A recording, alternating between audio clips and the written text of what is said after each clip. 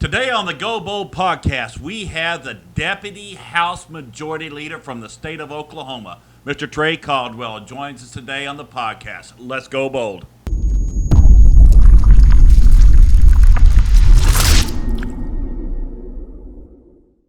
Trey Caldwell, welcome, brother. How you doing? I'm good, man. How are you? It's great to be back. Thank you. Yeah, the second time in the Go Bold. Yes, the Go Bold podcast. Yeah. We're glad to have you, brother. Hey, I love the man cave. Well, thank you. You didn't have this last time. Last time we were in a little office in the church. We were, and Caleb and I have kind of built this over the last year, and so honored to have you here. Thank you. Just want to congratulate you and the rest of our Oklahoma house for just a magnificent job. I would say this has probably been one of the most impactful years in recent memory. Mm-hmm. Guys got a lot of stuff done, and you know, just for our audience out there, today is also the 6-3 decision from the Supreme Court. Praise God, abortion is non-existent now as a federal law. Now we still got a lot of work to do in a lot of the states. I think 22 laws are going to go into effect today. And tell us about Oklahoma had you guys had worked tirelessly on a bill in Oklahoma. Tell us about what's going to happen right now since the Supreme Court issued that decision. What's that mean for Oklahoma today? Okay, so the Supreme Court, Roe v. Wade, essentially, and Casey v. Planned Parenthood, which is actually, everybody always thinks of Roe, but Casey kind of modified Roe and even kind of expanded it, went away from the Roe, and its original precedent was structured around the 3-trimester rule, basically, where Casey kind of used more scientific data and how they could say yes or no on abortion and its implementations of a person's privacy is the legal precedent and the reasoning behind the legal ruling. Mm-hmm. So that was overturned today officially. The Supreme Court announced that. So essentially what the Supreme Court did, in my understanding, and I haven't actually read any of the opinions, sure. I'm just going off the cliff notes that I've seen. But basically the scuttlebutt is that it's going to revert back to the states. Yep. And so individual states and the people in as such are going to basically be able to go back and to make some determination on what they want their policy and laws to be within that state, which I think is the original intent of the founders. If we want to talk about political, we'll talk about the morality of abortion here in a second. But from a legal point of view and from the way the Supreme Court ruled and the way our Constitution was founded, and that's what it's supposed to be. Because as much as me and you disagree with it, that we're going to take care of Oklahoma, and in Oklahoma we have. So essentially, Oklahoma had trigger laws already on the books, but one of the big laws that we did this year was basically what we call what people are calling the fertilization bill. Yeah. But there are some caveats in that. There's rape, incest. Now, for the rape to qualify, they have to report it to authorities. Sure. And then I think there's some levels of incest, and then there's also life and health of the mother. Absolutely. Absolutely. I think I think Reagan had one of the best definitions of that. Like people do have a right to protect their own life, even if it's from their unborn. So I guess It's that part of the subject matter is a little bit messy, but so those three things are still in there. And then there was also some concern with in vitro IVF, people that are going to try. So and there were some worries from. I have a couple of friends that are. I'm in that 35 age range, so I have some friends that are going through that process, and they were kind of scared, like, well, does this mean we can't try to do in vitro fertilization, or does this mean we can't do this or that? And I said, no, that there's a clause in the bill that says basically that if you're trying to do in vitro and stuff like that, you still can, and the law doesn't affect that. So some of the doomsayers are out there that, if you go on CNN or MSNBC, they think the sky is falling, that no, you're not going to be able to, have in vitro fertilization, or you're not going to be able to use Plan B or contraceptions like birth control. Those are all carved out of the bill. So basically what this is really talking about is ending abortion as a means of birth control. And it does. Thank God. It does. And that went into effect as soon as, according to the state attorney general, I saw that he posted on Twitter, and the governor Stitt retweeted it. abortion, for all intents and purposes, is illegal in the state of Oklahoma now. And praise God. And I want to thank you and the rest of the Oklahoma House and the governor and the Senate for took a lot of guts. Like I said, there were bills that we've been working on for a long time that people said you could never get passed. And praise God, we give him all the glory. I think the Oklahoma bill is probably one of the best laws and the way it's written, and I think it'll stand the test of time. You guys did your due diligence, and my hat's off to you. And I just now, folks, we got to pray for the other states to follow suit, and we've got to also pray that we're going to see a lot of backlash on this. We're already starting to see it. In the last month, there's just countless of churches and pregnancy centers have been under attack. And I saw a recent one on Twitter that it shocked me of the number of facilities that are getting attacked right now. So we got to pray. This is still going on right now. And I'll tell you on the whole question. Just kind of changing topics here for a second. We're very thankful for the abortion deal. Can I say one more thing on the abortion thing? Mm-hmm. And that would be is now that we have done this, I do think that when I say we, the people of Oklahoma, mm-hmm. the Christian community, mm-hmm. The people that have been working on this, whether that's the Catholic League, the Southern Baptist, or whomever it may be. I'm using a very loose interpretation of mm-hmm. We have to start doing a better job at making sure that we make young women feel like they have other options. Yeah, absolutely. We have to put more time, money, and resources as a state and as a community mm-hmm. into things like pregnancy resources. Mm-hmm. We have to, for adoption, making sure those options are out there and make sure people know about them. Mm-hmm. So the work is not done. I think, in all honesty, it's just the end of the first chapter, and now it's time to progress to the second chapter. And we have mm-hmm. we have to show these people love. We have to make sure that they know that they're going to mm-hmm. have support, and that's going to not be just easy. And it's going to it'll cost resources from a state perspective. Mm-hmm.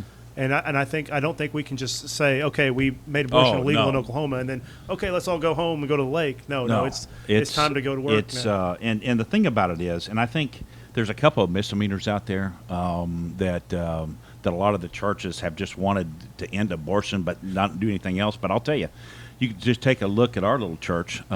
We have spent a lot of money and time and resources on the Southwest Pregnancy Resource Center in Lawton, and that is a tremendous blessing. And the things that they do for those young mothers there, and the amount of treasure that we've put into those facilities, and I will tell you, part of the gospel mission in churches is reaching out to those families, and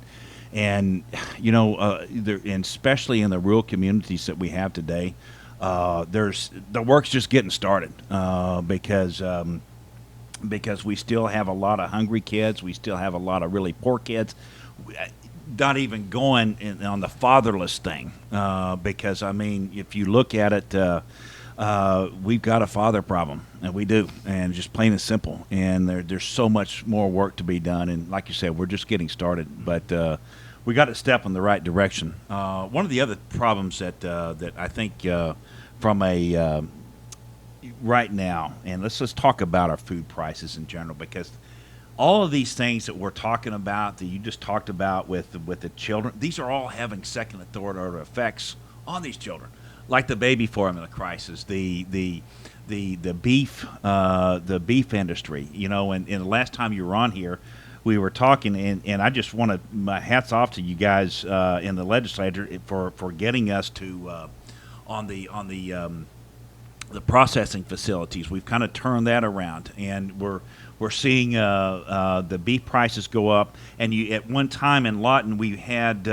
Wendy's had ran out of hamburger meat, but we got thousands and thousands of cattle ready to give Wendy's right here, but we couldn't do that. And I know that you guys talk to us a little bit about. Let's start with just the food prices in general and the inflation and what we as Oklahoma can do better to help our families and our communities. Go ahead and pull that thread a little bit. I think from a state perspective, it's going to look very similar to things like we did when the packing problem that we had, going back 2 years ago during COVID, and COVID just exacerbated it.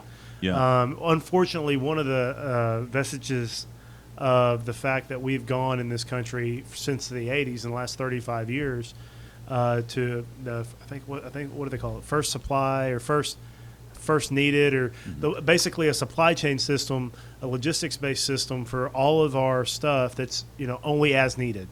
So they just want to make just enough, and it's never been an issue because we have such a great road network, and we've had this great robust transportation sector, whether that's in rail, whether that's in water, or whether it's over the road trucking. And so COVID really is the first time probably in my lifetime where you saw a wrench thrown in that system. And the problem is it's like dominoes. You knock over one, and they knock all the rest over, and then it's a big problem over here. And so we saw a lot of that, and just like you're talking about in the beef industry. So, I mean, I think what we need to focus on, and I don't know how much of it can be done at the state level because of interstate commerce laws, but decentralization. Oh yeah, I wanted to pull that thread. And then the other big thing is, I'm a huge believer in capitalism. I think capitalism works better than any other form of economic type of theory and processing. The problem is with capitalism, when you get to the point where everything's been ultraly consolidated, and you get to where you only have 3 or 4 market players, and the way the laws are written, the Sherman antitrust laws that go back 100 years, the way they're written is if there's like 3 players that have less than 30% market share each, it doesn't count as price fixing or thing.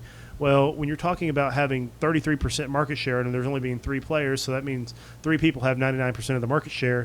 And they can go, they have jets, and they can all go meet on a non-extradition island and have a family vacation and be like, "Hey, Scott, how much are you selling your wheat for this year?" Absolutely. Okay, Trey. Well, you know what? Well, instead of cutting each other's throat and go to war every year and see who's going to win, let's both just live a good and happy life. Well, the whole premise behind capitalism is the invisible hand and the friction of people fighting and not fighting physically, but price wars and stuff like that.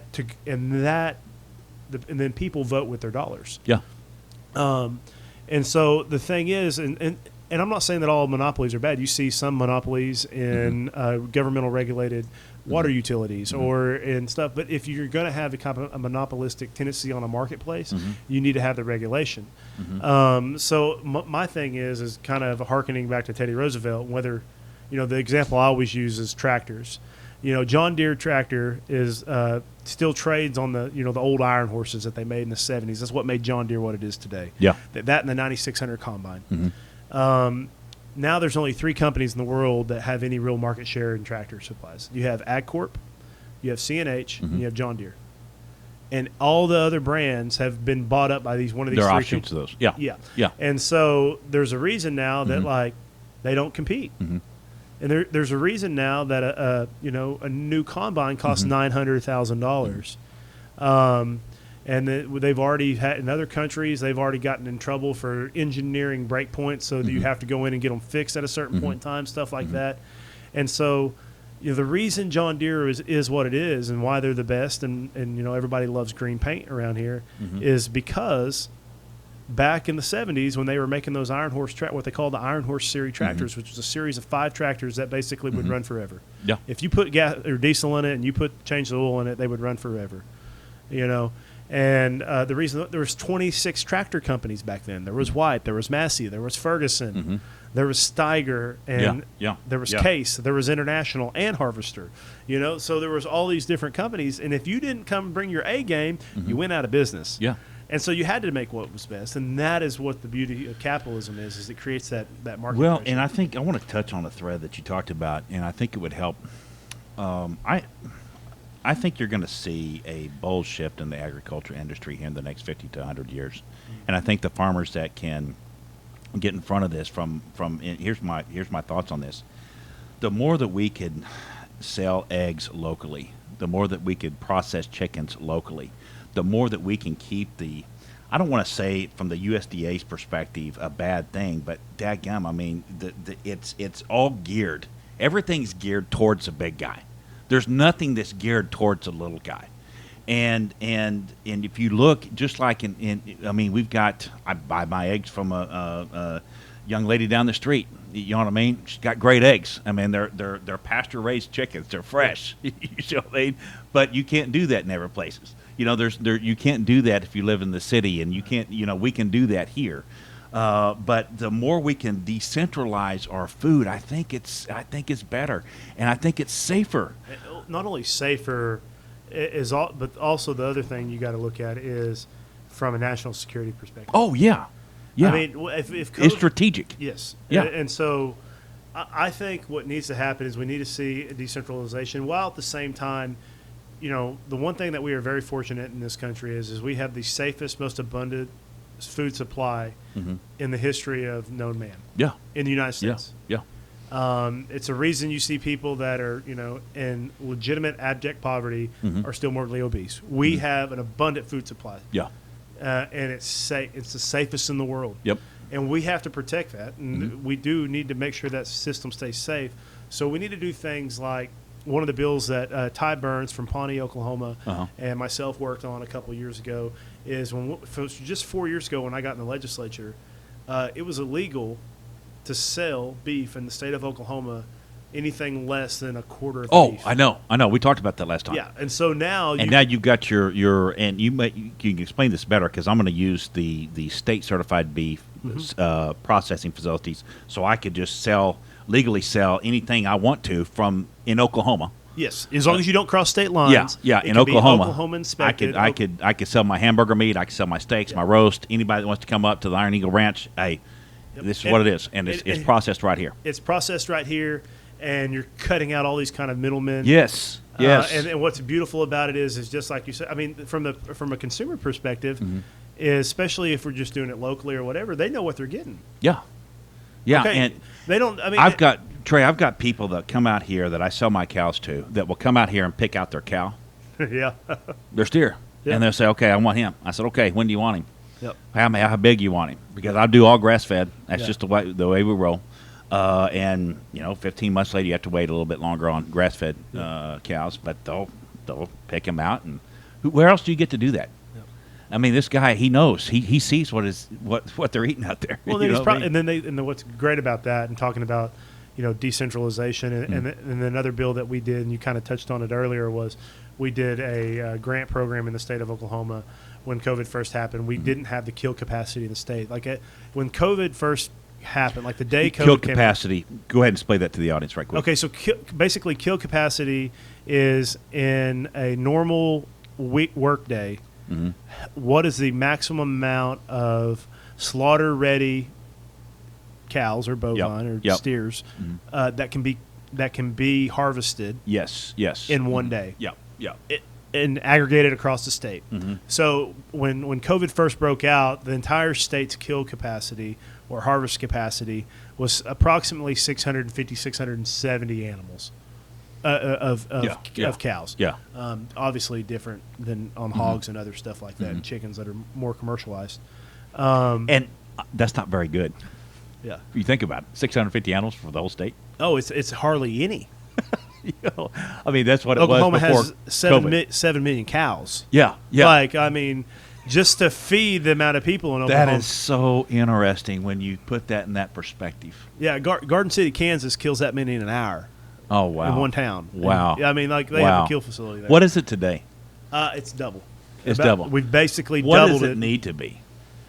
What would you say as a cattle rancher? And I have always dreamed and thought it would be really neat to see some way, shape, or form type of cooperative, very similar to like Tri-County Gin. Down here where they start. I'm with you. A bunch of farmers in 3 counties got together and said, "Hey, we want to farm cotton here. There's no place to gin our cotton. Let's go together and let's get it done, figure it out." Yeah. Excuse me. I would love to see an Oklahoma harvest facility, which would be a 500 animal a day facility. It and would maybe be on the small end. Have those broke out in like 4 different regions of the state. Could it be that think, or 2? I think the issue with that is you're going to run into a scale problem. Okay. A facility that can kill 100 animals a day, as opposed to a facility that can handle 500. There's not much difference, I guess, in them, but you get a lot of scale and cost savings if you can get to that. 500 animals a day is kind of the number I've always been told. That's like the smallest of the sweet spot. The smallest of the big size that you could do. And Trey, that's a great issue. That's something that I think you hit the nail on the head as far as our food supply being strategic. Yeah. And there's two things right now. I personally am not one of these that think that all the grain and the wheat that we were getting from Ukraine absolutely has anything to do with the inflation right now. And I know President Biden disagrees with me. Can't imagine that. But I think it has something to do with wheat prices, because wheat is tradable over the world. And, but when you take off 10%, 15% of the world wheat supply, then you're obviously going to have price induction. But when you take 10% off, it doesn't triple. Exactly. So there's math. a lot of other factors, and so I think to get at the long-term problem is decentralization of our food chain, and especially our beef prices. And beef's not bad. I mean, despite what the environmentalists will say, beef is awesome, and it's good for our families. It's good for our economy, and you saw also with the chicken issues that we're having across the big facility plants that are having and the processing facilities. So this you could take this to the chicken industry as well. But Trey, I appreciate the work you guys have done on this and decentralizing our food supply, especially for the Oklahomans. But let's talk about something else that is affecting the family. Go ahead, please.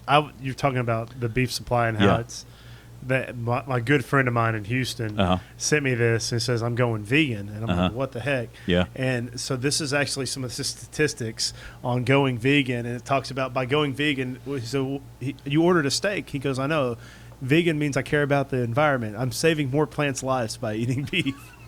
That's awesome. That's awesome. It breaks down all the statistics about it. You know, I think I saw that on the Meat RX guy. Yeah. I think I saw something similar on that. This guy, the Meat RX guy. Let's talk about energy. And so we've hit on our food prices with energy. You know, just here locally. I mean, you look at propane. You look at everything has second, third order effects. I know we were supposed to do this podcast this morning, but you were out baling hay last night. Amen. God bless you, brother. And I know you got all your hay baled. But here's the thing: it cost you a lot more to bale this hay this year than it did last year, and especially more than 2 years ago. Let's talk about what can we do in Oklahoma, because it's kind of like the cattle industry. We've got oil here. We've got natural gas here. We've got a lot of things on state lands that we can do some things. What are your thoughts on that, and what do you think we can do legislatively?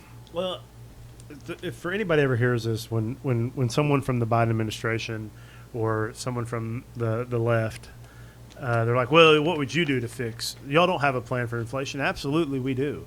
Mm-hmm. One, let's get back to where we have an administration that promotes business instead of tries to stifle it. Yep.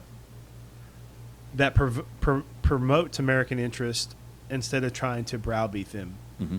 Get rid of the USG or ESG BS. Yeah.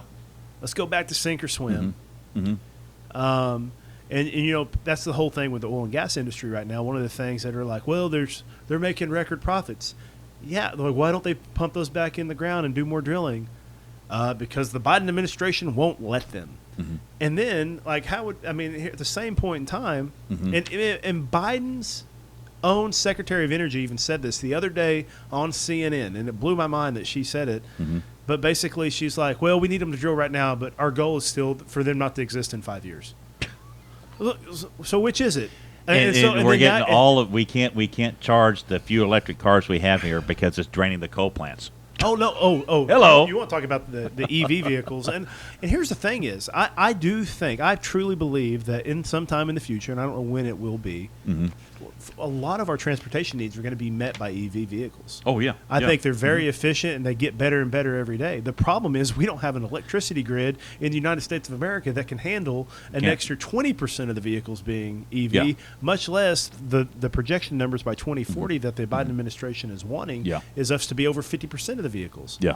We're going to spend trillions of dollars. We're worth billions here in the state of Oklahoma, with trillions across the country to get the electrical grid system ready to go. And where are we going to get that energy and that electricity? It's going to have to come from coal. It's going to have to come from natural gas. Yeah. And so my position has always been, when I was the when I was the vice chair of energy, my first 2 years in office, and then I'm still on energy committee, even though now my role as deputy majority leader. Yeah. I'm just a member of the committee, not the chairman or vice chairman. But Oklahoma is in a unique situation, and that is we are all of the above. I'm not pro-gas, anti-oil. I'm not pro-oil, anti-wind, or pro-solar. I want it all, because in the Southwest Power Pool, which is 13 states, Oklahoma has the highest yielding solar area. We can make more solar and do better than anyone else in our group. Interesting. Here in Southwest Oklahoma. Here in Southwest, that actually the best two places in the Southwest Power Pool. Southwest Power Pool is kind of a misnomer because we're the southwest end of it. It goes all the way to Minnesota. Oh, really? Yeah. Wow. Yeah. So I don't know how they came up with that name, but the SPP. Okay. Southwest Oklahoma, which is it's Tillman County, Harmon County, and Jackson County and Comanche County are like the four best places in the entire thing, and this is 13 states for solar. So you know what? I want solar down here. Yeah. I want those landowners getting those having those options. I want windmills. I want natural gas. I want to bring in natural gas. I want more pipelines. And I want coal in Southeast Oklahoma. I want to export it, and oil obviously is above all else. I want to be exporting it, and I want to be fueling and powering the rest of America. That's my goal. And I think more than anything, we just need from a state perspective, we need consistent, fair energy policy, and then let businesses go be businesses. Well, what can we do? I've always thought maybe what can we do as far as getting our oil right here in Oklahoma, processing it right here, and selling it right here.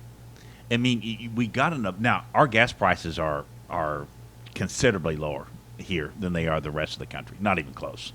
We're fortunate, but we could still. It just seems I don't know. I guess the federal government has hamstrung us so much. 3 letters. Okay. EPA. Yeah. Well, you got it. You got it. That makes a lot of sense. You know the last time they built a new refinery in the United States? I don't know. I heard this statistic the other day, but I forgot it. Guess who was president? Jimmy Carter.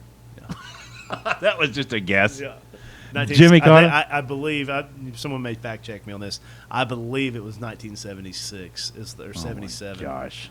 It was the last time that they built a new refinery. Now, they've updated and used the existing permits on them and expanded a lot of them. Yeah. And that's another thing, too. That's another corrupt agency, but I won't go there. So the thing is we know for a fact that we can refine oil and gas safely. Yes. Without damaging the environment. Yes, we've been doing it for a long time. So let's figure it, let's build more of them. Yeah. We have the oil crossroads of America in Cushing, Oklahoma. Yeah. Yeah. There's there needs to be a pipeline to it. I'm just saying.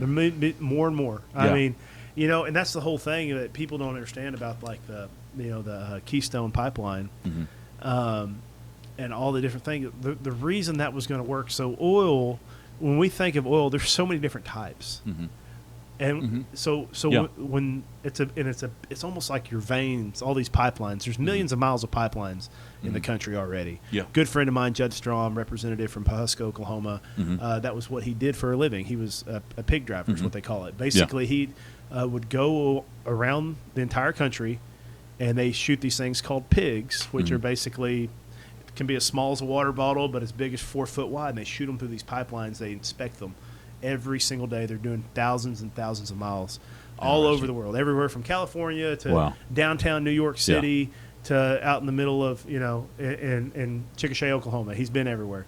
And but what happens is we bring that, and then we will bring this oil from like the tar sands, which is really thick and it's not sweet. It's not like Texas sweet crude. And we bring it down here and we blend it and mix it in the refining process.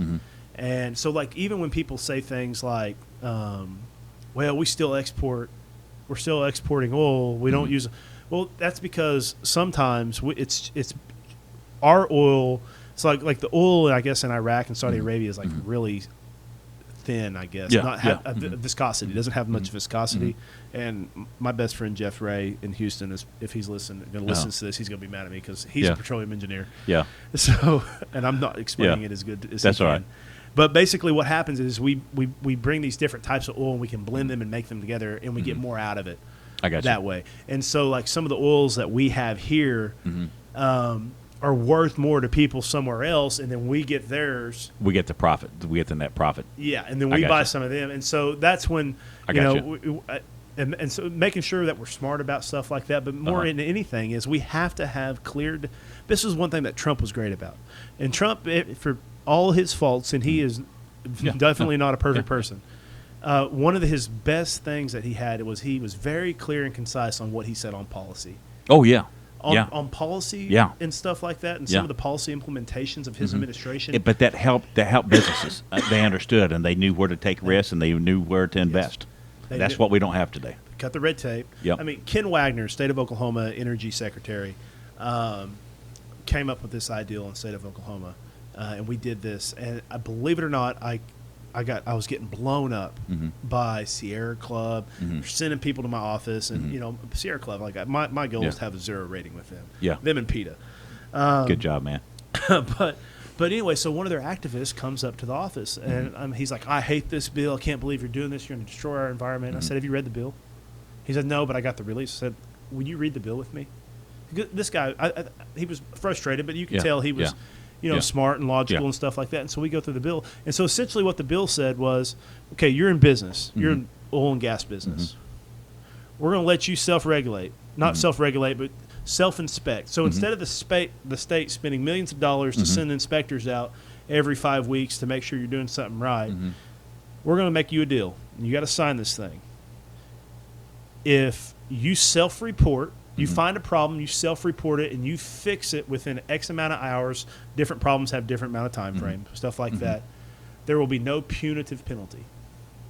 But if you ever get caught, if you know about the problem and you don't self-report it and you don't fix the problem on your own, it's 15x times the original penalty. Wow. Business likes it because now they're not worried about playing gotcha. Yeah. That's what everybody's worried about. It's like... So, and here's the thing: is you go talk to any big oil and gas pump company, go over to Duncan, go those oil and gas companies over there. Hey, they live here too. They live out. They don't want to destroy the environment. And most of them have cows, just like we do. Their kids are going to have to breathe the air and drink the water. It's not some. There's not some big conspiracy theory that. We're trying to destroy the environment, or it's just like people when they get mad at the ranchers, like, like you understand that the whole point of being a rancher is so that you can give this to your kids. Absolutely. Like you believe in the sustainability of it. So if you think that I would do anything to hurt this and to hinder the ability of my kid, I don't even have kids yet, but my unborn kids that I plan on giving this to, like, it's just I'm with you, dude. They don't understand our way of life.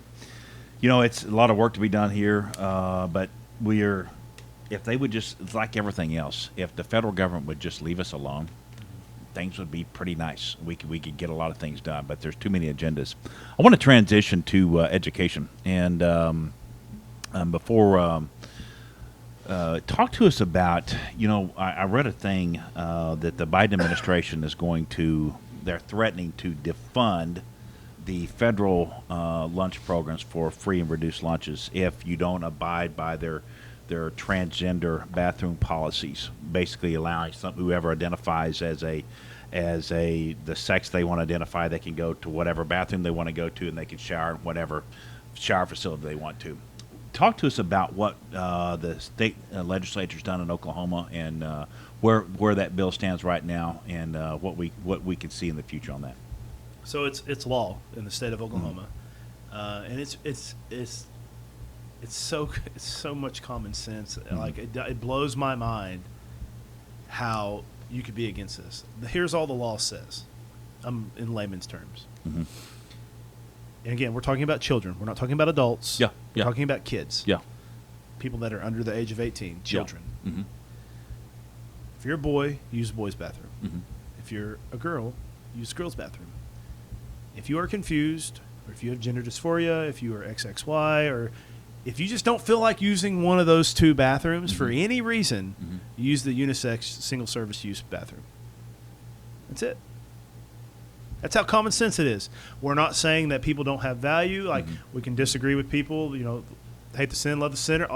We're not saying these people don't have value. We're not trying to say that. We're just saying boys are going to use the boys' bathroom.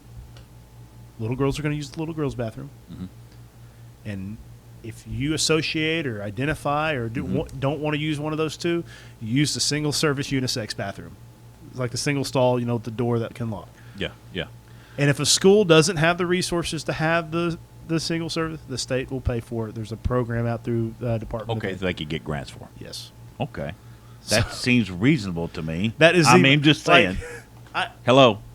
I try my hardest to be very open-minded when I talk and debate policy, and I try to always understand the other side of the argument, even if I disagree with it. Yeah. For the life of me, this is the one that I'm like, this is what you're hanging your hat on, Democrats. Yeah. Well, and tell us what's happening as far as what's the federal government done to us? I know I've just read the thing about the Biden administration that's going to reduce. They're threatening to. I don't think they've done it yet, obviously. But whatever blowback have you gotten from the state level or from the federal government? Any at all?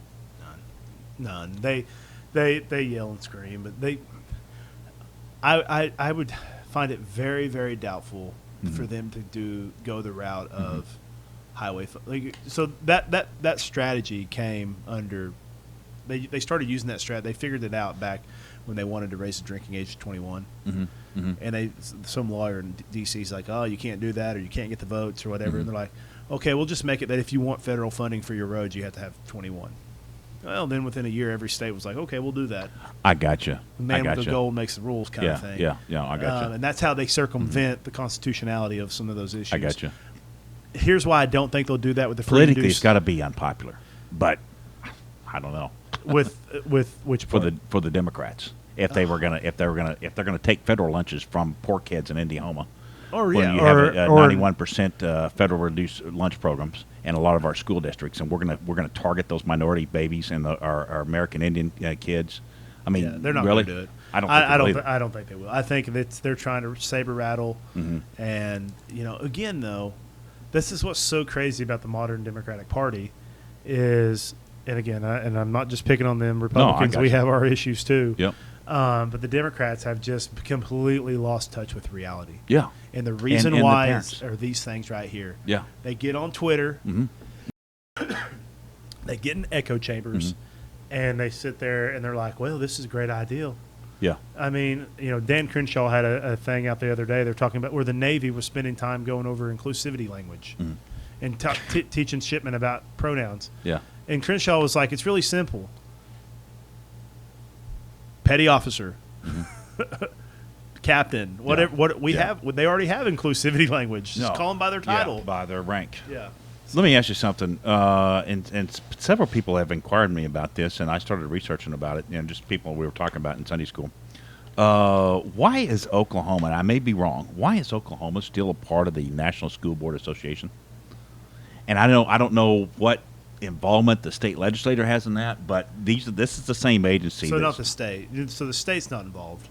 Well, no, the state, but according, I'll have to look at I'll have to look at the source I got this from, but the state of Oklahoma School Board, still is part of the National School Board Association. I think 14 maybe 20 states now have left the National School Board Association. Is that anything that you're tracking at the state level? No, I know there was an issue brought up why OSBA, Uh-huh. which is the Oklahoma State School Board Association. Yes, yes. Which is basically the association lobbyist group for all the different school boards. Yeah, uh-huh. They're a member. They have free association. Their members want. I mean, I think we may disagree with the national thing, but I mean, if those people want to pay their money into that, and that's the choice. I thought it was voted on by a state, but I could be totally wrong. Okay, so it's nothing that we can't do anything from the state's perspective, from the legislator's perspective, because the reason people were asking about this is the whole group that started targeting the parents that were complaining about critical race theory and intersectionality being taught in their schools. The National School Board Association was the ones that were working with the DOJ to target those parents. Yeah, they've gone woke. Yeah, they have. I mean, it's just total.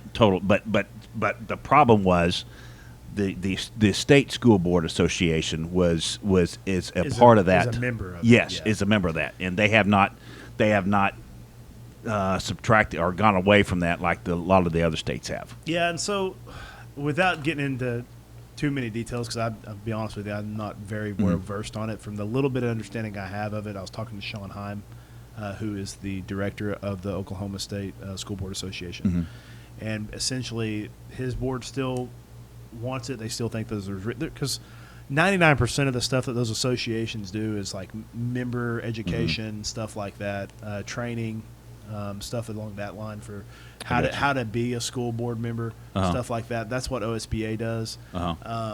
So I don't think they felt the need to do that. But again, that's something we'd have to ask Sean. But at the end of the day, we don't. With the exception of a couple urban school districts in the state of Oklahoma, that stuff's not happening here. I agree with you. I agree with you, and that's a good segue to talk really about the whole critical race theory and intersectionality. Remember, I called you when you guys passed that bill. You guys got so far out in front of that, and I thank you as a pastor and a community leader. Kevin West is the guy that he led the charge on that. That's awesome. From Moore, Oklahoma. And you're right. Part of it though is not something that we would. Like our teachers in Indiahoma or Cache or, in Comanche County, and it's not that they would go out and teach that, but you see it in a lot of federal curriculum. Just like, my wife was on a teacher website the other day, and it was pushing the whole intersectionality. I mean, and it's a lot of things that we get federally, so you've got to be watchful for those types of things. And I know that in the bigger school districts in Tulsa and Oklahoma City, this is a big deal. But I applaud you. Did you? And I think that you have strengthened our classrooms by making sure that the parents understand that and that the confidence that they can have in their public schools.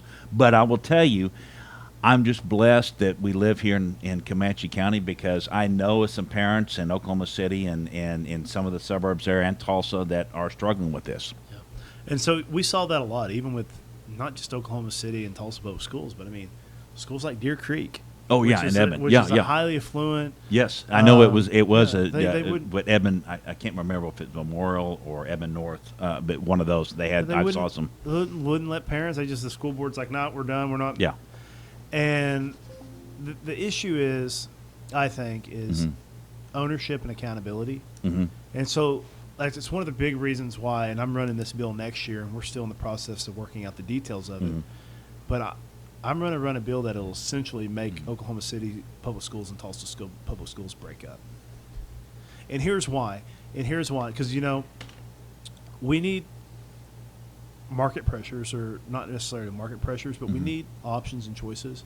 And Oklahoma City is so large geographically that if you are a poor person inside of downtown Oklahoma City, with the exception of a couple charter schools, you don't really have any options. No, you don't. Because even if you go to a different high school, it's still OKC public schools. Yeah. So I want to see those busted up. And here's another big issue: I always use this example, is if Jerry Brown in Chattanooga had a 6% graduation rate of name the subsect of the population that you want to pick out.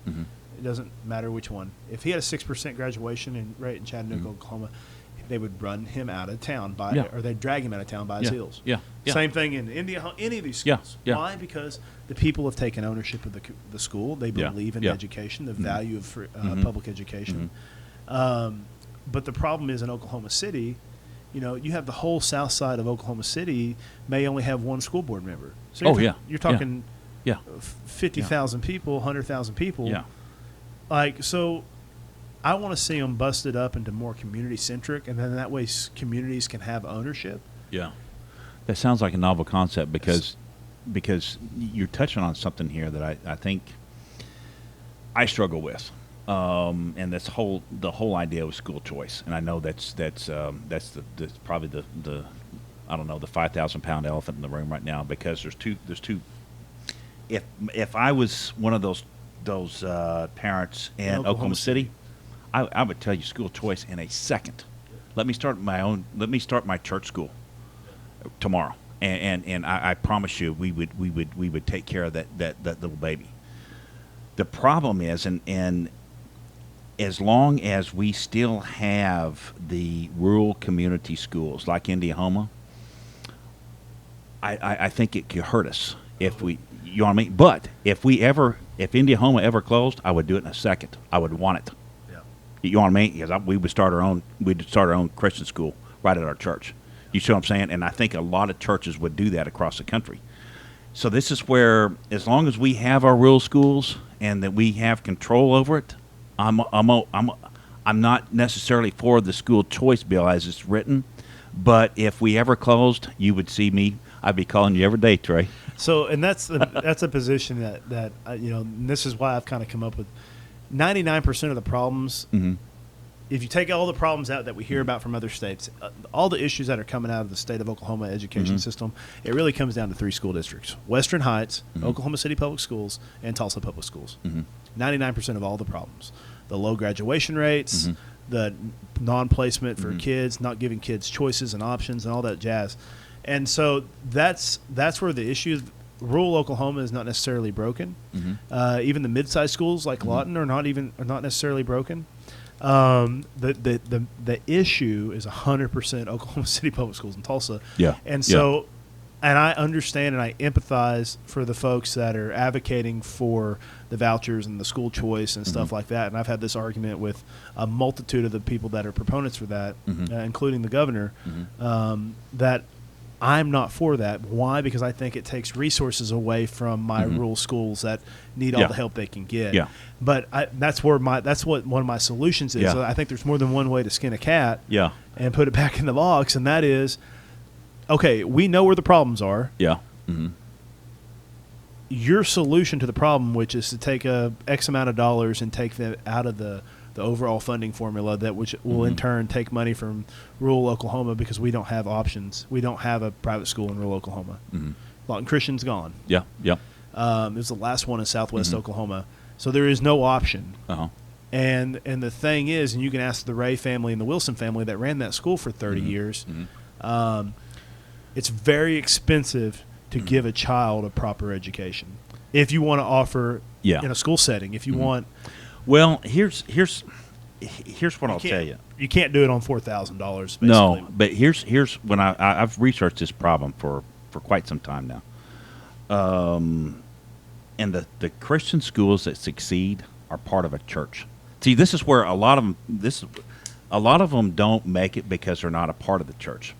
See, Lawton Christian School was just a Christian school. It wasn't affiliated with the church. It was affiliated with that.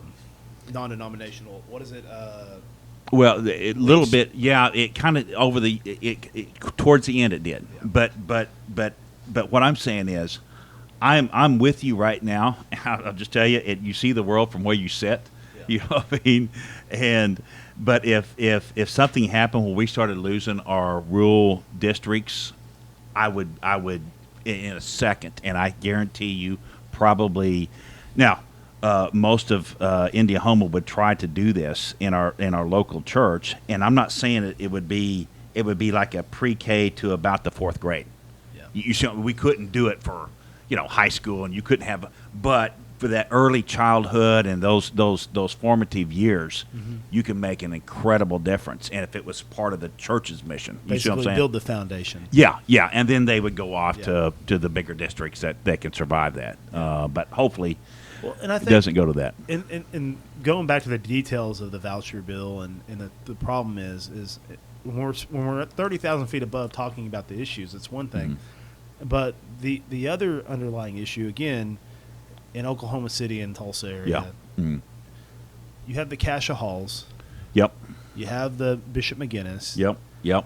which are basically designer private schools that use religious tax exemptions. Oh yeah, and they've got tons of money. 25, and only the 30 rich Christians. That gets me. That Yes. really gets me going because only rich Christian kids can get a Christian education. Or And kids that are really fast Yeah.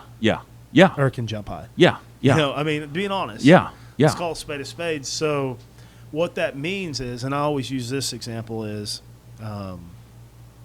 there are some people out there that no matter what, if you live in Oklahoma City,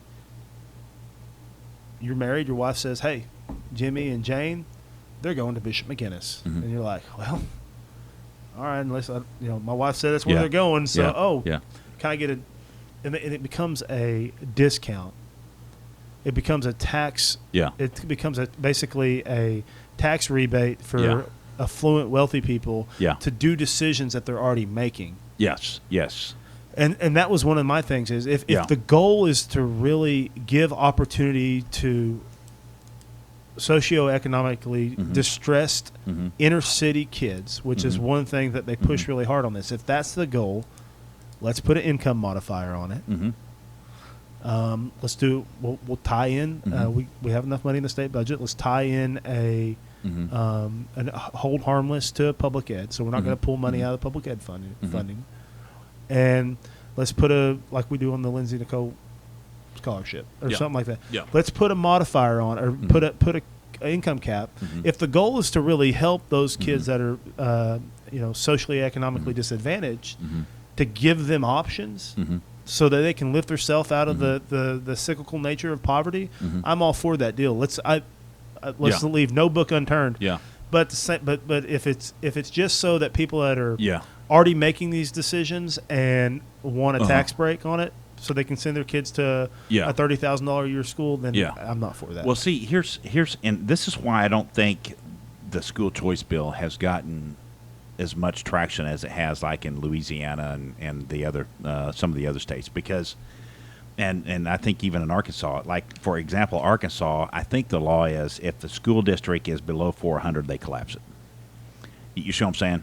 And so you have these consolidated, which is so politically unpopular in Oklahoma. Because if you took out Indiahoma School, for example, I mean the town goes. I mean, just it's catastrophic. Look what happened to Roosevelt. Look what happened to. Happened to. Let's just go back to the last time they did major consolidation in the state of Oklahoma was 1994. Yep. Governor Keating had just got elected. Yep. Okay. Lloyd Benson from Frederick. Was. Speaker of the Oklahoma House. He sure was. Yep. Is the only bill his entire time that he was Speaker of the House that he lost. The only time he was there for 20 years. The only bill that he advocated one way or the other that it went the wrong way. Guy's a great guy, and it was forced consolidation. They shut down Weaver. In Tillman County. They shut down Faxon. They shut down Manitou. They shut down Elma. Over there by Duncan. They sure had. They Boone. Boone Apache. They did Pocasset. And see, these had so many. Go through those towns. They're dead. They're dead. Go to Faxon right now. Dead. It's some houses. I Go mean, to Manitou. There's a bait shop and a weed shop. In the OJA facility. I know. And so I think that's why, like, for example, for me as a pastor in a local community, that's why, and like my wife, we want our little school to be open. And it provides us that safe haven for our kids where we can go and nurture them, and it's just good for them. Little kids that play basketball, they're not going to. A lot of our kids wouldn't get to play for Lawton MacArthur or Lawton Eisenhower, but they can play, and they may even be all-state at Indiahoma. And you know guess what I mean? What's crazy about that? So because that kid, that if he would have been at MacArthur, and I've always been torn about this. So the kid at MacArthur that you were talking about, that's, you know what, because he can play basketball at Indiana. Well, we have a rule in Oklahoma. You don't pass, you don't play. So now what does he do? Yeah. He starts going to class because he likes basketball. There you have it. His teammate, he don't want to let his teammates down. So he picks up that book, and then lo and behold, maybe he picks up a history book and starts reading about World War II. And now he's like, man, I have this passion about learning knowledge. Or maybe he picks up Shakespeare.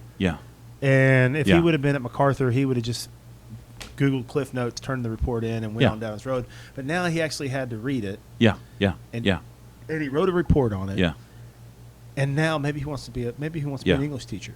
Well, you know, Trey, you hit the nail on the head. And my daughter, my oldest daughter, is autistic, high functioning autistic, and she when we first moved here back in 2006, we went to MacArthur. We lived on Fort Sill, and then we bought the ranch out here, and my wife got a teaching job out here, and then she started coming to Indiana. We made that decision, and we loved the special ed program they had at MacArthur. It was awesome. They had a great one there. And Bo Hearn, I don't know if you remember him, but he was a special ed director, and we got to be great friends. He's passed now, but he was incredible, and he did an incredible job. When did Bo pass away? Oh, it's been about 3 years ago. But anyway. Pre-COVID, though. Yeah, it was pre-COVID. It was right before COVID, actually. But incredible man, and we got to be really good friends just because of my daughter. But I came to him. I said, Bo, you've done a great job with Brooklyn and here at MacArthur. And I started calling him when I was stationed out at Fort Irwin, making this dialogue because trying to get her set up. But I said, my wife teaches out in Indiana, and I think it might be better for her to go out there. And he said, Scott, it would be. And he said, we got a great program here, but there's some things. She's high functioning enough. She got to be the basketball queen. Now, there were 7 people on the Indiana basketball team. She got to play basketball. She got to play in a lot of – she never would have played. She got to be – you see what I'm saying? She got so many things, and that's what happens to our kids. They can come to Indiana and do that they never would get to do that. We lose track of that so much now. Yeah, we do. That high school athletics has nothing to do with winning and losing. No. And it has nothing. It's like when MacArthur, Douglas MacArthur, went. They were going to get rid of football. They were going to. The United States Congress in 1950 or 49. It's before Korea, but after World War II. Oh wow! They had a couple deaths. Oh yeah, and they were going to get rid of football. Yeah, this is during football. This is during the Truman administration, maybe. I think so. Yeah. And Douglas MacArthur went to Congress and spoke to Congress and to a committee and said, if you do this, you will hamstring, or maybe between World War I and World War II, whenever it was, someone went to Congress and basically said, you will hamstring the United States Military Officer Corps and our NCOs. And they said, why? Because it teaches, it's the first level of instruction about teaching people delayed gratification, that you are a part of something bigger than you, that you can do everything right and still fail. Well, you know what? You start checking these boxes like, oh, that's a lot like life. Ernie Manning, my high school head football coach from MacArthur, from Tipton, Oklahoma, in the Hall of Fame now, used to always say, we put all this work in so we have a better chance at winning. He goes, but nothing's guaranteed. No. You can do everything right and still fail. And guess what? When you fail, you still got to get yourself back up. Well, you bring up a good point, because I've always told the kids that I take to False Creek and our youth on Wednesday night is simply this. If I can get you to be as competitive in life as you are in basketball, it's a win. Yeah, I mean, that's how it is. That's how it is. Trey, this has been a great conversation, but before you close, and I know we've been here a long time, and I really appreciate everything. One thing I like to talk about as we close here is some Second Amendment issues. You saw the bill that horrible bill that the Senate, I think President Biden signed it today, with the red flag laws. Did the sunset get put back in that? I don't know. I think Cornyn from Texas had said there may be a 10-year sunset. Really? In it, on the loophole. Yeah. One of the loopholes. What I worry about that is, as I know, when Biden was vice president, he already said he basically said that people with PTSD or veterans, they were going to red flag. that was his goal. So they're going to start using. This is what I worry about. They're not, because none of the laws that we would have changed any of these things that's happened, these horrible tragedies. But here's what would happen. Here's what would change it. If we armed our teachers, arm them. You know what I mean? And what can we do? And you might have already done something. I just overlooked it. But what I would love is I was talking to Keith Barenbook, who's running for Senate in Eastern Oklahoma, state Senate in Eastern Oklahoma. Former Highway Patrol, right? Yeah. He's running in Sequoia County and Mark Allen's seat. That's a tough Yeah, race. yeah. It's him. There's a couple other guys Tom there too. Woods is in that Yeah, race, and then think there's so. I call him. There's another guy there. I call him the Trust Fund Cowboy. He's like a legit cowboy guy, but comes to find out the reason.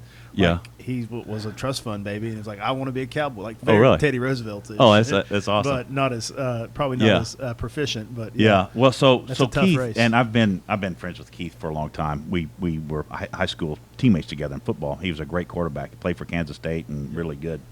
But anyway, we were talking. He has this idea of teachers as first responders, and so if we can arm our teachers, give them maybe a stipend. You know what I mean? Give them a stipend. Give them training. Give them stipends so they could carry a Glock 9 mil, keep it secure. Give them the training, and hey, arm them to the teeth. And if somebody wants to come in Indiana High School, we're gonna blow your head off. yeah. You know what I mean? So we already did that. Did you already? So we a year got and a half that. ago. Yeah. Really? See, I didn't know that. Any school board in the state of Oklahoma. I don't think a lot of people realize that. Yeah, so we passed that law, Uh-huh. and I was a big proponent of it. And so there, and there's some caveats on it. Mhm. The school board and the school superintendent Mm-hmm. can appoint any teacher Mm-hmm. that wants to be Mm-hmm. as essentially as a resource officer. So if we wanted to have a couple in the elementary school and a couple in the high school, That's correct. Because here's the thing: is Or a coach you take or a, two. you take a teacher like my mother's teacher 30 years, Mhm. kindergarten, pre-K. Yeah, like mhm, she loves little mhm. babies. Yeah, you know, yeah. That's my wife. that's her bailiwick. You know, yeah, like, yeah, my mother does not need a firearm in school. yeah, Like, yeah. Coach Leo Holmes at MacArthur High School would be perfectly okay with having Yeah. an in-lock box Yeah. or something Yeah. like that. Yeah, yeah. And so the school board, and again, let that decision happen locally. Yeah. We don't need DC telling us. No. Honestly, we don't even need Oklahoma City telling us. Yeah. What we need is to say the local administration, especially in schools that don't Mhm. have the resources to hire a financial or Yeah. to hire a resource officer. Yeah. Don't have the financial resources to Mhm. hire a resource officer. Mhm. So, yeah, no, we already passed that. Mhm. And what they can do is if they do it, and then the state, I believe they have 2 years. If they once they get designated by the school, Mhm. they have to have an SDA license, which is a concealed carry. Okay. Yep. Okay, and then once you have that, you've taken that course. I think they want you within 2 years to get your cleat. I see. Uh-huh. And the state or someone, the school or the state, somebody So pays they- for it. Yeah, but 'Cause you don't- do they have the resources to pay the teacher to go do that training and Yes, yes. and maybe help them get their Glock 9 mil or whatever the weapon they want to use? Yeah, well, I don't know about buying the gun for them, Yeah, but, yeah. But you see what I'm saying? Yeah, no, I think because Sterling in Comanche County. Well, I saw that. I Yeah, saw they they- have the big sign yeah, up there, they have staff members that are armed. Mhm. And I think that's I think. And here's the thing: is you always the tragedy in Uvalde and all these school Mhm. shooting tragedies, and even in churches. in churches too. You know. I mean, you know, Now I will tell you, The our ol- church the is ol- armed to the teeth. it's like that one church in Texas. The guy Yeah. comes in, Yeah, and the that's old, had to be in our church. the We old got- man pops up. Boop. Yeah, I mean, Yeah. you know, he got one or two. That Yeah. did the damage. Yeah. But no, that resource is there. Uh-huh. There's maybe some ways to strengthening it, Mhm. and making. But at the same point in time, you know, the school board needs to decide yeah, yeah. the local control Yeah. aspect of it. Mhm. Like, hey, you know, Yeah. and it's no different than you go to any high school in the state of Oklahoma. I mean, you can walk in there and you ask Mhm. 5 kids, Yeah. who's the best 2 teachers, who's the worst 2 teachers. Mhm. You'll get you'll Oh yeah, you'll they'll know tell like you that. Yeah, absolutely. The kids know. Yeah, they do. The administrator, everybody knows. Yeah. And this is one of the one thing that from the public education side, I'd like to see some type of reform. And one thing that I'm advocating for is our best teachers Mm-hmm. don't get paid enough. Yeah. Yeah. Our worst teachers are overpaid. Yeah. No, I agree with you. I want to see a state stipend for nationally board certified teachers. Yeah. I've never met. I challenge you to do this. Mhm. Ask your wife, Mhm. people, anybody you know that's been in the education Mhm. field, if they've ever met a bad nationally board certified teacher. Mm-hmm. It is so hard and so difficult Mm-hmm. to be a nationally board certified teacher. Those teachers are great. They are. And my wife, when she first started teaching, she got certified in Texas, and they made everybody take the national. This has been 25, 30 years ago. Back in the old days, they made them take the national. But then it grandfathered out, and it Yeah. didn't, But my last question is, I will tell you, man, we have got a shortage of teachers in Oklahoma. It is affecting our school even like for certified elementary teachers, and even I'm looking on for basketball coaches. It's crazy. I mean, there's a shortage, and I know you get a lot of lay coaches, but I mean, just there's a shortage of teachers and just certified teachers in general. And I don't know, and I know the 4-day week we've in Indiana next year, we're going to go 5 days the first semester. We're going to go 4 days the second semester. We tried to, get the many hours because that always helped us retain. That was one of the few things we can do to retain some attract teachers because they got 4-day weeks. You know what I mean? So, and I don't know, being so close to Texas, this is hard. Yeah, it is. Because we lose a lot of them to Texas. And I think at the end of the day, I'm definitely not one of these guys to just say throw money at every problem. But at the same point in time, if you want good fresh oats, you got to buy them before they go through a horse. Oh, yeah. And fresh oats cost more than horse manure. You do. You're right. And they do. So and That's a great sign. that's who we're competing against. I mean, Yeah. especially in Southwest Oklahoma. A tractor driver, just a high school kid. Yeah. To come drive a tractor, the going rate pay wise, if he knows how to drive a tractor, he can get a job for $20 an hour. Yeah. Yeah. McDonald's is paying $15. $15, I know. Which is $30,000 a year to work at McDonald's. So, if we want someone that is qualified, and we want to push people to that sector, we're gonna have to figure out a way to do some kind of. We're gonna have to do. I think we're also gonna have to not make it so complicated. For example. And everybody wants to talk about teacher accountability, but when you have to have 50,000 certifications that cost $100, nobody wants to do that. You see what I'm saying? And so, like, I taught. I had a degree in history and military science and a minor in education. But if I wanted to go back, I would have to take certifications on some math classes and some English classes. But I'm not going to do that. You know what I mean? But I could pass every history class if I wanted to teach history. And that's you see what I'm saying? That's one thing that I don't like when some Republicans or pro, educrats or whatever you want to call it, like, the kind of group of people that are very pro public ed, they beat up sometime on the alternatively certified. Yeah. And it's like, that's dumb. Like, I want, if we have I think 3 or 4 years ago, 5 years ago, John Michael Montgomery was part of it. They passed a bill about financial literacy in schools. Yeah. I remember that. John and I talked about that. Who needs to teach that class? Like, let's find a successful business person. Yeah. Okay. Like, hey, he has real world experience. He's only going to teach 2 hours. If he maybe he says, you know what, he's 70 years old, and he's like, you know what, I want to come teach for 2 hours. Yeah. There's nothing wrong with that. Colleges do that, especially small colleges do that all the time. But see, here's the thing. I would love to have a Lance Janda taught military history class at MacArthur or something. Yeah. Lance from Cameron. Oh, I know. Yeah. I know the name. I don't know he's him a professor personally. at Cameron, but he's a civilian guy that has taught at Carlisle, taught at West Point, taught at all these different places. But see, like right now, if Bob Stoops wanted to go start a football program at Indiana, and we wanted to certify him, he would have to go get certifications. I mean, let's think about this. Yeah. You see what I mean? I mean, that's crazy. And there's some things that we over certify. And just like I was talking, I was doing a revival in Webbers Falls, Oklahoma, and one of the pastor there is actually the head football coach at Coweta High School, and it's an amazing story. But he's a head football coach at a 5A high school, and he drives to Webbers Falls and he preaches on Sundays and Wednesdays. But he was telling me that the trend now is they hire athletic trainers. Okay, these certified sports trainers to do all their weightlifting and all that. And I said, well, they have to have their 15 Oklahoma certifications. Said no. He said the OSA got together and they said this is such an important deal but they have to be certified athletic trainers. Right, ATC. Yeah, ATCs. Yeah, that's exactly what they are. Yeah. And so that's a great a thing for them. I mean, that's the kind of stuff I'm talking about. If I wanted to teach military history, I've got a degree in strategic studies from the War College. Yeah. That should qualify me to teach military history in a high school class. Yes. You see what I'm saying? As a certified, I think I'm certified there. Now, I'm not certified to teach math. Right. You know what I mean? But I'm not teaching math. Speaking of math, I just want to hit this one thing. I will tell you, it is hard. The math and science teachers, oh, my goodness. It's so hard to get them. Yeah. Dude, and somebody's asked me the other day because we're looking for a math teacher in Indiana, and they said, do you know some people at Fort Sill that got math degrees or can and I said, yeah, but they're making $100,000. Why should they?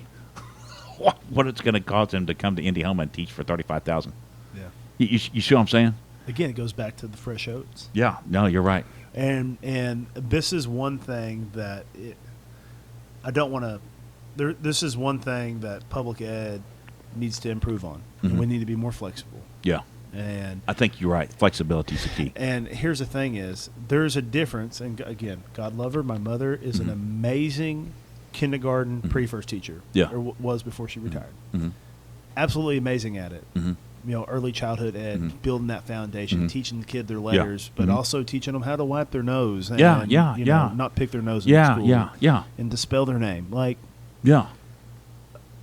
We have to be able to identify and realize that teacher, the natural market dynamics and pressure for her talents and needs, what the monetary evaluation of that is probably something different than the Lou Truex who teaches AP calculus, or did, but when I was in high school, taught AP calculus, AP algebra, taught trigonometry, and taught physics. Yeah.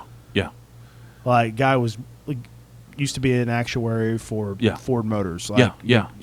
There's a difference. And if you want that guy to be able to teach those kids those classes, and this is one thing that that Lawton under the Heim administration has done.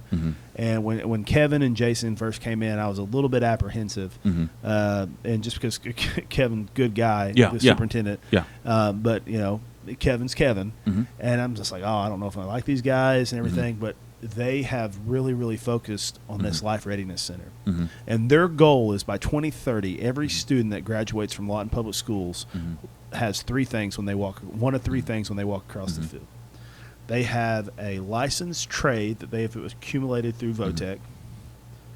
They have an associate's degree in college and are college ready. They basically went through concurrent, stuff like that. They're going to college or they're joining the military. Wow. So they either have a job lined up, they're going to college, or going to the military. Wow. And they want to see 100%, and their goal is to get 100% life ready. Wow. And that's one thing that we need to focus on. Yeah. And then also making sure that the schools like Indiana, the schools like Fletcher or Geronimo, Sterling, the Chattanoogas of the world, that we're all in this boat together. We're not going to, if y'all have an AP kid, but y'all don't offer an AP class, you know what? We have computers now. There's some way, shape, or form that if we can get that kid in front of that good math teacher at Lawton. And maybe it is an hour a day in a virtual learning or something like that. Having flexibility and tearing down silos. And that's one thing that I've tried really hard to do since I've been elected is to tear down silos. And we saw this. I've learned this with this. I'm trying to build a hospital in Frederick. It's been priority number one since I've been elected, and we're getting really close. When I first started doing it, I was like, well, let me just go find a pot of money out here and build it. Okay, it doesn't work that way. You got to have there's all these different silos, whether it's CMS on the federal level, whether it's the local federal representative, Tom Cole, whether it's how do we get Fort Sill, or believe it or not, the Air Force Base in Wichita Falls uses the landing strip in Frederick, and they really need a hospital. So how do we get DOD? So that they can they can meet their NATO qualifications. Because there's some rule with NATO that they want a hospital within a landing strip. In case there's an emergency crash. Makes sense. Okay. So what do? I say, okay, instead of, because we couldn't find the one big pot of money, so we reach out to Cole and say, Wow. hey, can you go talk to DOD and see if Yeah. you can break off $1 million for us? Yeah. Yeah. Well, next thing you know, we go to 10 or 15 different silos. Uh-huh. And that's one thing that government's really bad at is we have all these silos and everybody Mhm. wants to protect their little piece of the pie because they think it's theirs. And it's not. Yeah. It's the American taxpayers. It's ours. Yes. Yes. And we all yes, need to work yes, together. Yes. Yes. No, I And- see. I see what you're saying, and I think that's. I see where you're going on that, and yeah, we had a kid this year, and my daughter did the same thing. My youngest daughter did the same thing. That he graduated with his associate's college degree from Indiana, and he's got his 30 hours, and he started that. My daughter was real close. She didn't quite have her associates when she started OU, but she with concurrent enrollment, and they didn't have the AP honors classes at Indiana. But what those kids did, they sent them to college. Yep. You know what I mean? And, man, that's a good deal. Well, and here's another thing that we've done in the last 4 Mhm. years, and it doesn't get any publicity or anything. Kyle Hilbert was the primary author. I was a co-author Mhm. on it. And again, we're some of the younger guys up there under 30, or I Mhm. was then. Mhm. I'm over 30 now.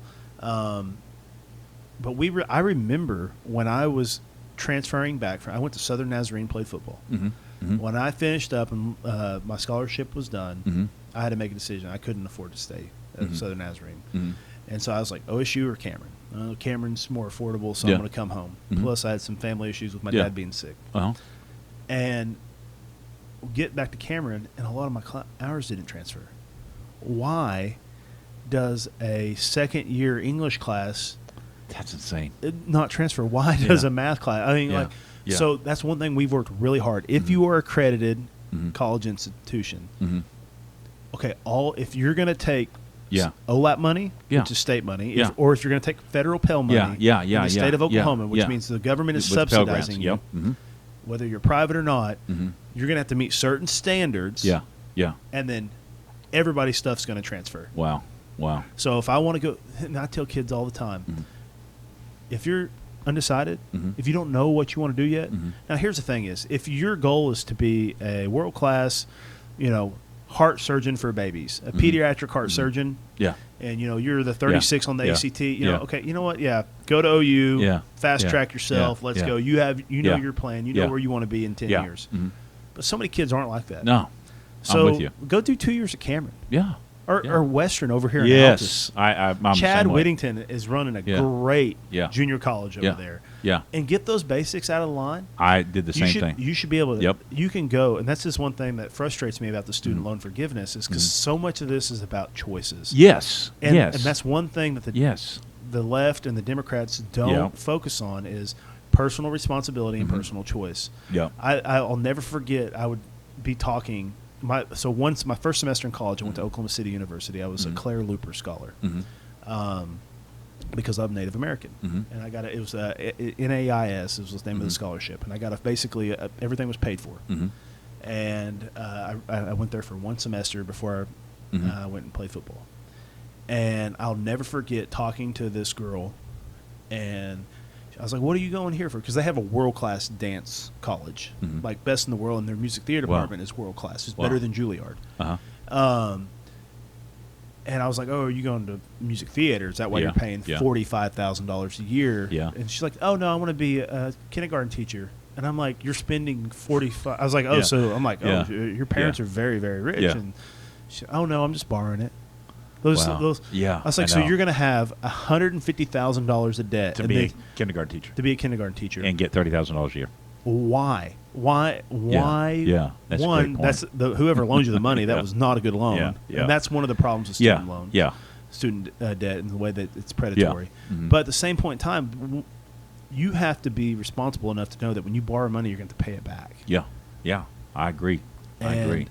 And we can't shift that That burden to debt the, burden to people that didn't go to college that went Yeah. somewhere else. It's and, not and pay their debt. and paid it. Yeah, absolutely. Trey, God bless you, brother. Man, it's I always enjoy a it. pleasure. Always Man. And keep going, bold, brother. And we're going to pray for you. And we're going to keep praying for you, man. And we appreciate what you do. God bless I you, sir. appreciate it. Next time you do a Ukrainian Russo-Ukrainian, I will. I would love to come in and sit in. Oh, absolutely. We'll talk about that. We're going to have to look at, like we said, we're going to have to look at Taiwan. That's going to be the next big shoe to drop. So Do you know Tom Poole? I know the name. from around here originally. Mhm. Joined the Army. Mm-hmm. I think he retired as a full bird. Mm-hmm. Then he was the head veterinarian for the U.S. Marianas and Guam. Oh, okay. He's okay. been there for his Coleman, his youngest son, graduated high school in May. Okay. And so him and his wife. I don't want to jack up her name. She's Japanese. But they're moving back. And so okay. I Awesome. want to get y'all introduced. Absolutely. Absolutely. You need to get him on this show because Yes. he's brilliant. But I would love to. yeah, he's just historian. I would love to. He fits your mold really good. That's awesome. God bless you, brother. Thanks Go for having bold. me. Yes, sir. Thank you. Yep.